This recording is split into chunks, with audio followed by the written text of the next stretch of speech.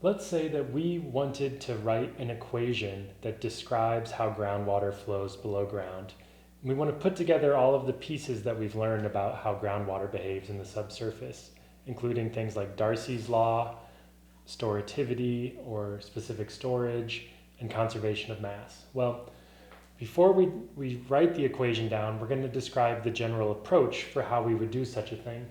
And the elements of this equation are very similar to what you would use if you were describing any physical system that you wanted to model with an equation. Namely, you would combine a conservation equation with a constitutive equation.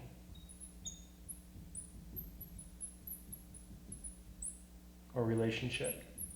So what do I mean by these two things? Well, you kind of already have an idea of what a conservation equation is. It's saying something like the mass into a system compared to the mass out should tell you something about the change of storage and mass. Specifically though, this conservation equation it doesn't really matter what you're talking about. You could be talking about water, you could be talking about oil. You can describe it in terms of its mass independent of its physical properties. So this is somewhat independent of the material properties.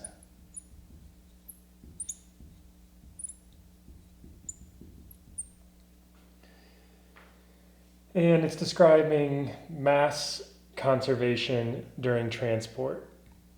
So it's describing continuity.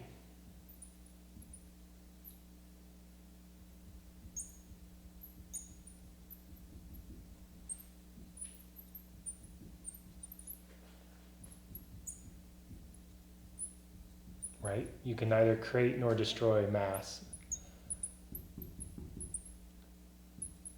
in most contexts that we're interested in. The constitutive equation, on the other hand, is specific to the material in question, like water, and it's going to describe how that substance responds to an applied force or an applied field. So how does it deform? How does it strain in response to a stress?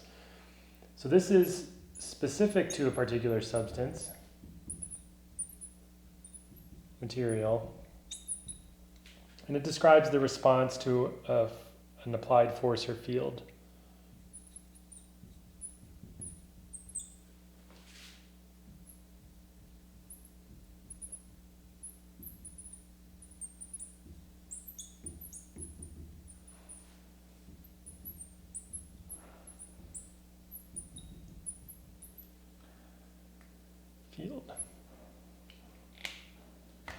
In this particular example, the conservation equation is really just going to be inputs minus outputs are going to equal the change in storage.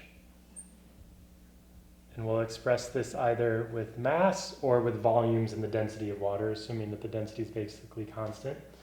And the elements of the constitutive relationship that we need to put into our equation are Darcy's law, which describes, of course, how fast water is flowing through a material for a given head gradient. We need to know something about the hydraulic conductivity of the material. And we also need to know something about the storativity. So what is the change in storage that happens as a response, in response to a change in head in the saturated aquifer, storativity. So in the next video, we'll look at this equation in a little bit more detail and we'll actually write out the terms of the equation.